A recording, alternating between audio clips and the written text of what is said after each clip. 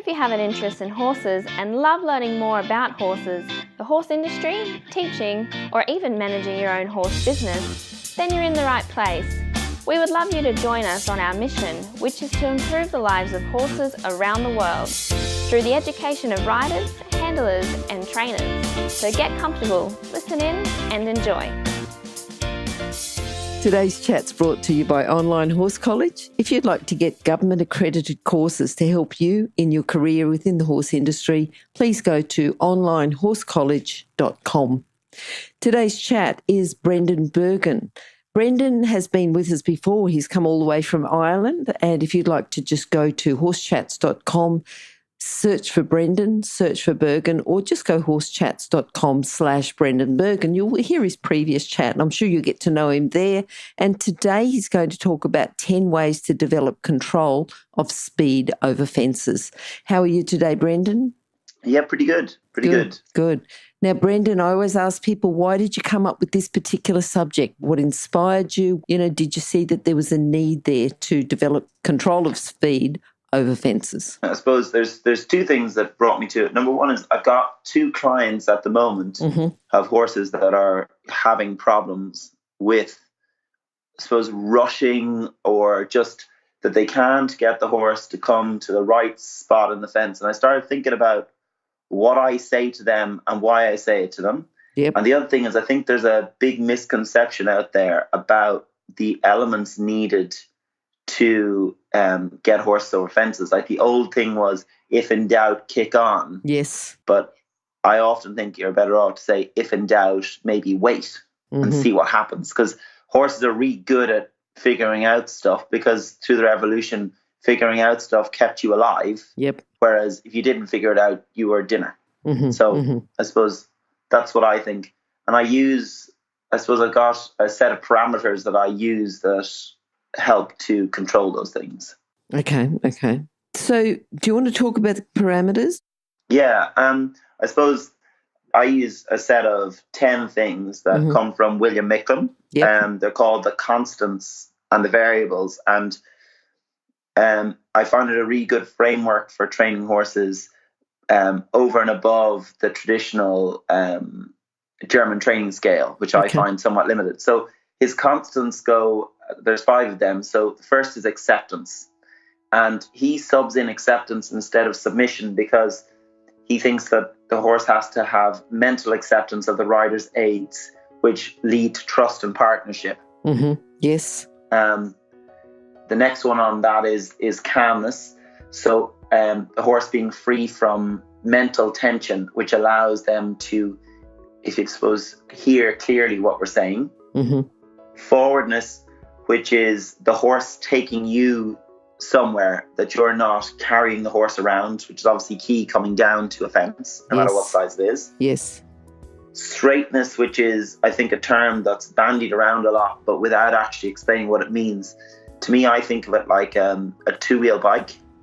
The back wheels have to be following the front wheels. Otherwise, you've got problems with propulsion. So if you think of yourself on your bike, if your front wheel is turning and you want to be going straight, you're in trouble. Yep. And then the last one on the constants is purity, which is the correct, natural, regular sequence of footfalls. So in dressage, one of the things that I suppose you see a lot of is that the walks get broken because people are so obsessed with getting the horse into a specified posture that they lose that natural gait. And in show jumping, there's a lot of, I suppose, neck manipulation that happens, which causes the horse to push their weight downhill rather than sitting on their hocks. So the idea of the constants is that they're there all the time, and we're blending them all the time. Yep. Then the next sort of set of parameters is the variables, which are things that we put in and out in varying degrees at all times. So the first is direction, which is obviously where are we going? So knowing your precise route, having a plan. Next is speed, which is how fast are we going? So going slower, going faster. Next is impulsion, which is available energy. It sometimes is defined as energy from the back end, but I think of it as energy that's available. So a horse that is like a bouncing ball is really hard to ride, and equally a horse that won't move is really hard to ride because the energy's not there. Yep. Balance is next, which is the distribution of weight. And I always think of that as dynamic equilibrium. So obviously just in front of the fence, we need the horse to load the front legs completely so the hind legs can jump through and push off the ground. Yes. So you have to allow them to lift their head enough that they can push into those front legs and then jump through the hind legs and push over the fence. And then the final thing is, I suppose, a hark back to Andrew McLean's. It's timing and the correct use of transitions and releasing pressure at the right moment. And what's interesting about that one is I watched Angelo Telleton at ISIS, with him at ISIS in Canada. And he's talking about the incorrect release of pressure coming up to fences, that when horses stop, we always release the rein. And it was just really interesting to hear his thoughts on how we need to train show jumpers. Yes, yes. So that's sort of the 10 parameters that I'm using when I'm looking at horses. What did Andrew actually say? Did he say, sorry, not Andrew, Angelo Telleton, did he say about release of pressure? I mean, I know you said not to, but... What he did was, he said it's really hard, like if a horse, say, stops, to do, like, because we're trying to survive, so we're trying to stay on. So yes. What he said to do is to set up exercises that stretch the moment of approach. So he uses sort of like canter poles coming in. So the jump, in a sense, starts at the first canter pole. Okay. So if you hit that first canter pole right, you're never going to have a problem with the jump.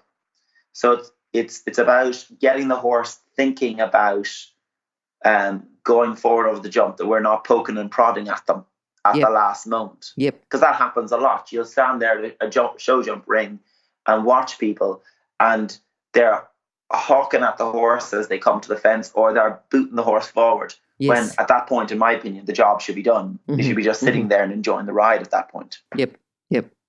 Okay. No, he's got some great insights. He's been a guest on our show, and everything he said was just brilliant. So yeah, I've been in contact with him. I've been starting. You're probably familiar with his rope ring. Yes. I've been started some of my young stock with the rope ring, and just it's really interesting to. It was actually after listening to the Horse Chats interview to evaluate the training and make sure that our training is good. And my trained horse goes really well in the rope ring. And the young stock, it's about stitching it together really well. And it's so interesting, and it's changed the way I look at how I use the bridle. Yes, I think his training method is going to open some eyes, just the whole getting the horse going around a show jumping course without the bridle, and the steps towards it. It's fantastic. Yeah. Anyway, we'll get on to our chat, which is 10 ways to develop control of speed over fences. And the first one you've got is unbalanced horses rush. Yeah. So what I always think of when I see horses that are coming in too fast into a fence, I think of them like motorbikes. If you imagine you were trying to jump a motorbike over a fence, even if you had a ramp in place, you've got really limited options. If they're taking over and towing you in there, you've got nothing that you can do. And it's all coming out of momentum instead of out of balance. So if I kind of just jump back towards the constants and variables, they need development in the forwardness, the straightness, the purity, the balance, and the impulsion. Yes. So you've got to make sure all of those things are under stimulus control so that you can make sure that you can come into the fence at the right rate. And the other person I actually want to quote here is Conor McGregor, who you may or may not be familiar with. He's an MMA fighter. Okay. And what he says is that precision beats strength every time. And I think that about getting horses to come into fences at the right rate. If they come in at the right rate, they've got very little to do. Yep. As do we. Yep. So I suppose it's one of the biggest things I see is riders rushing horses, or horses learning to rush from being rushed. I had to write down that precision beats strength. I get some key points. Yeah. Oh no, it's I think He's the most obnoxious person, but some of what he says makes a lot of sense. Yep. Okay. All right. Now, the next point you've got is horses need to move evenly forward into each rein. Yeah. Okay. So I think of when you jump a show jump course, Yep. you've got to turn right and you've got to turn left. And if the horse likes turning right and doesn't like turning left, or you haven't developed that in them, it means that instead of having a front door and a back door to a fence, you've got windows on either side. And you want to always think that the horse is going in the front door of the house and going out the back door of the house, so they're going over the fence. Yep. And feeling the straightness has to be a huge priority. And I think of it in two ways. I go, you've got to feel the shoulders. And the way to do that is with your two thighs and your two hands. So if you feel them even in the contact and even in your thighs, you know they're going to come straight and through and over. And it's all about developing your straightness, your purity, your balance, and your impulsion. And you've got to make sure that that's even. Mm-hmm. Good. And it's one of those things that it comes down to the flat work. Like my mare, for example, loves to turn right, but we're always working to develop the left turn because she'd rather drop that shoulder and fall round than keep it up and come around. Whereas when you turn right, she just turns perfectly right always, and always has since day one. Yep. Okay, the next thing you've got is about quality transitions. We're smoothly trained trot to halt, canter halt, walk canter, trot to canter. Yeah. So I think a lot of the time when we start to go in and start jumping, we forget about the fact that this is dressage with obstacles. Yep. So you've got to make sure that as soon as you sit back and tell the horse, come back to me, they should slide back to you. It shouldn't be a case of you having to extract their back molars to get them to come back to you. So if you train them smoothly through clarity, like every time I get on every horse, I do halt step backs until I feel they're with me. Then I trot on, I do some trot to halts and again make sure they're with me. A few canter to halts, make sure they're with me. And then I just keep moving up and down the gears, because if you don't have that gearing, you don't have the acceptance of the horse. And it means that you're always on the back foot trying to keep the wheels on the wagon instead of sort of letting the horse look after the wheels being on the wagon. You pushing the controls. Yep. All right, now we're talking about now rider problems. We've got first up overriding or pushing too much. Yeah. I think that is probably the biggest problem at a novice level. Okay. Is that the rider's coming down to the fence and they haven't seen the stride. Like there's lots of people say you shouldn't see the stride or whatever, but you've got to feel like you're coming down to a stride, or they're not looking at the fence early enough and they can feel that it's wrong. And instead of sort of letting the horse sort it out, getting involved, and they're pushing and pushing and pushing. And one of those riders I was talking about that I'm teaching at the moment, who has a horse that has a problem with rushing, one of the biggest problems they have is that if she feels she's off the stride, she'll push her and push her and push her and push her. And that loads the shoulder, and then the horse stops. Yep. Whereas if you apply the same circumstances and she just sits there, the horse will nearly always jump. Okay. Even if she's on the wrong stride. Yep. And I think that it's the last minute getting in there and doing it. Like the last 3 strides, you should have all your work done. Okay. If you're doing something in those last 3 strides, it's too late. And it's about coming back and developing your forwardness, developing the speed and developing the impulsion, so the horse can come smoothly and fluently down to the fence without having to make a last minute change. Because again, if you think of, I always think back to horses being prey. When you sort of start making them move erratically, I think you fire up that prey sense in their brain and you develop a fear coming down to the fence. Yep. What about the riders that overhold? Yeah. You see it, I think this is more, you move into sort of the more advanced rider, if you like, market on this. And it seems to be the big thing, and it's the thing that's talked about is, checking. Yep. You got to check them. And yeah, you've got to make sure you sit the balance back onto the back legs to make sure that they're going to be able to push up, especially if you're talking about jumping bigger fences. But again, if you're having to aggressively check them, it means again that you're disrupting that rhythm, that forwardness, that speed and impulsion coming down to the fence. And it means that all that fluency that you've been training in your flat work is all just, you've wasted your time. Okay. And I think that you see it a lot with riders, again, who haven't looked at the fence. Like my trainer, John Mulvey, he's always saying to me that just look at the fence. If you look at the fence, your body will naturally modulate the speed if you just keep looking at it. Because you're always automatically looking for the stride to prevent yourself getting dead. Yep. Do you know what I mean? You're looking to try and see that stride coming down, especially once you get to a certain level. So I think overholding or, checking is a huge, huge problem. Okay. As you you go from your, 7 meters towards your meters, and particularly your teenage people, because they want to feel they're in control. Yes, from one problem almost to another. Exactly. Yeah. But it's riding is the, I suppose, the art of moderation. When you go to either extreme, you have a problem. Whereas when you stay in that middle ground where you can tip one way or tip the other, in a much better position to have a reasonable conversation with the horse. If you're an equestrian coach or a horse riding instructor, or even if you aspire to be one, have a look at the free video series for horse riding instructors on the Horse Chats website. Go there now, have a look, horsechats.com. Tell us about training the waiting stride then.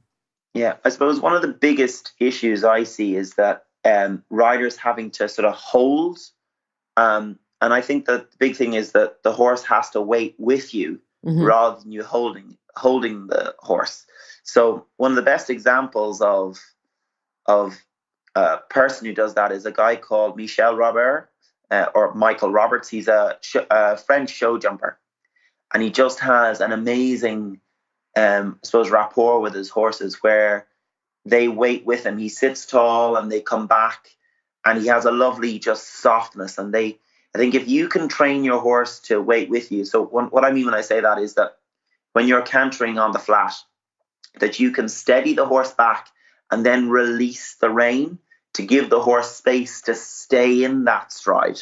I think that's so important, that when you're coming down to a fence, you need to be able to just let the horse go and they just stay with you, and then you close the leg and then they pop up and over. And I think it's something that is hard to train, because when you're coming down to the fence, it's really tempting as a human to get involved. And I think if you can just train the horse to take over that role, that you say, this is the speed, and let them sit there, it's really good. And it comes sort of back to Andrew McLean's sort of training idea of cruise control. The horse should stay in the pace we put them in until we put them into another one. All right. We'll talk about that a little bit more. But before that, the quality hind leg action. Yeah. Well, what I've noticed over the years is that, like people, every horse has a dominant hind leg. And it's often manifested, if you jump back to the idea of even in each rein, to uneven rein contact. So if you find, say, your horse is always light in your right hand, it's possible that right hind leg isn't pushing up underneath. And I've started doing a few interesting things with tail bandages. So I have one client with a horse who has a very weak hind leg. So what we do is, in the warm-up, I put the tail bandage around that hind leg and up to the girth. Not tight, but there's plenty of elastic in it. And what it does is it gets that hind leg pushing underneath. And that horse was always landing disunited in the right canter after fences. And if I put on that tail bandage for like 5 minutes while we're just trotting and cantering in, the horse first off looks nearly lame. And then once they start using that hind leg, there's no problem with the horse becoming disunited. And again, I'm not saying to any of the listeners to go out and stick the tail bandage on. It's something that I've developed over quite a long time, is using tail bandages to do a job. But the point is that when that hind leg started working better with that horse, the horse stopped taking down the top rail Yep. and also started landing united. So it made it much easier for her to make the distances, whereas she would have previously had a problem. Yes. And this is that same horse that has the problem with stopping, that it comes careering down to the fences.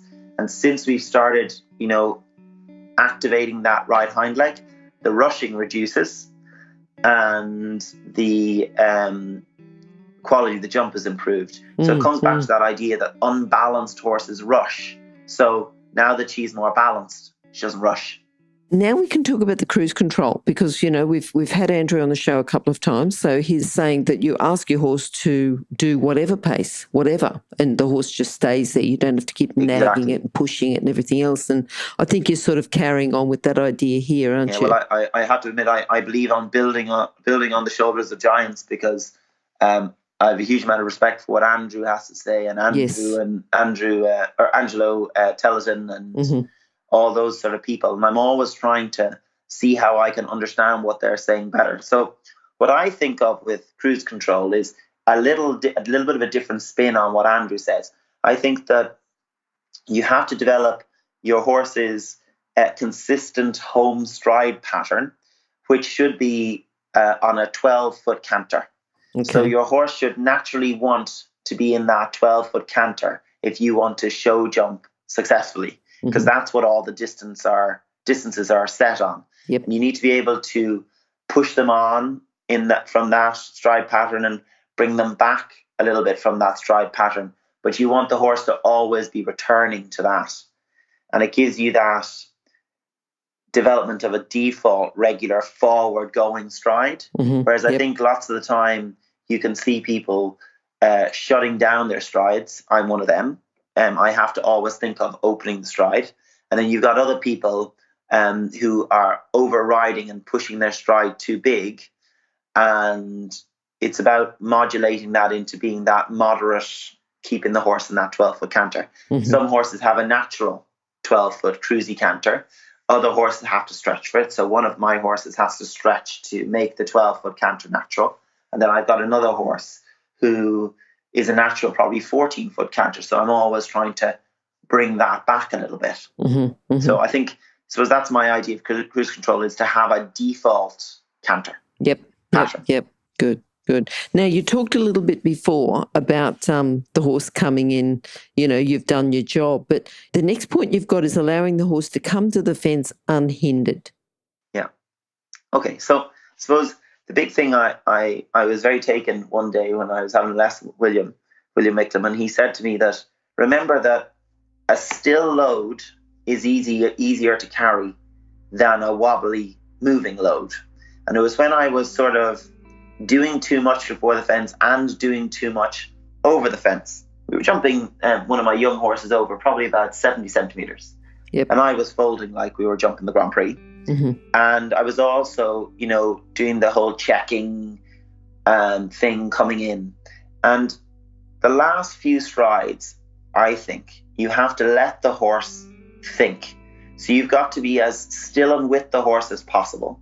But for those last 3 strides, if you've set that canter and got that default cruisy canter coming down, then the horse can look after it all. I'm not saying that you should come down to the fence and do nothing, but what I'm saying is that lots of the time we don't sort the canter out until we're on the final approach. And if you've sorted the canter well before the final approach, you just sit there. Okay. And then the horse comes down and will ping up over the fence. I suppose that's what I'm sort of getting at. It's just about all the time developing the base units of movement, which are obviously your speed and your direction. What about the last point you've got here, letting go? I think once you've developed your speed and developed an ability to change direction without having to use aversive pressures, the horse can be in a way alone in their own head, because we like to think ourselves as this team jumping, but in the end of the day, there's only one creature that actually jumps the fence, and that's the horse.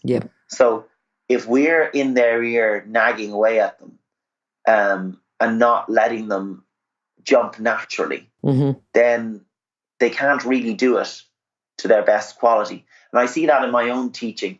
If you set someone up and say, right, here's what I want you to go and do it, and we'll talk afterwards.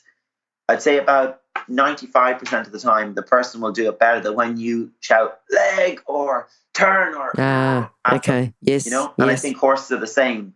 The more we can give them the framework to do what they need to do, the better they can do it.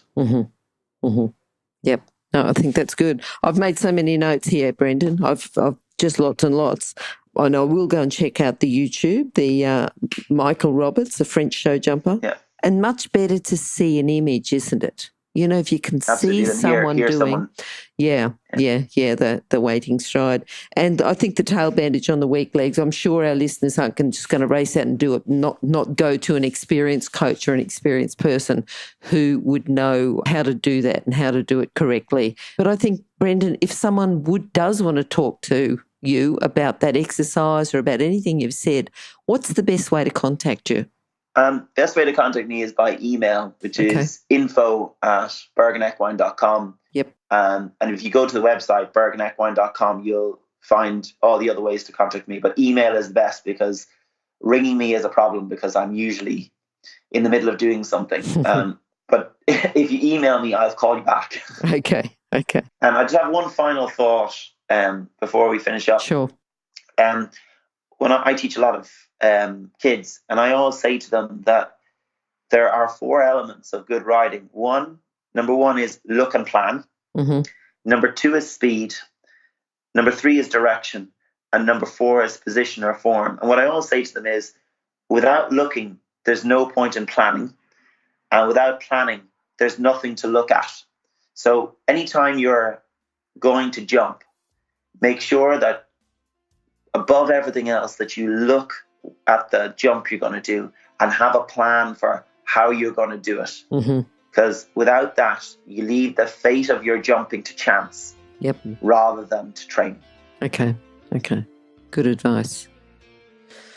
All right, Brendan, again, so much information, so much to digest. I'm sure that people will come back and listen to this one a couple of times just to go back and get all the tips and all your information, just everything that you've said. It's been brilliant.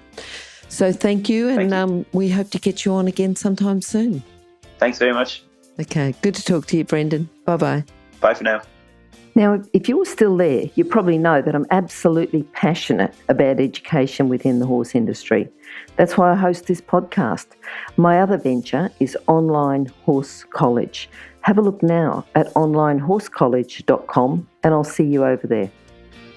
Remember that our comments and instructions are general in nature and do not take into consideration your individual horses or your individual ability and circumstances. If you enjoyed this podcast, then please leave your comment below.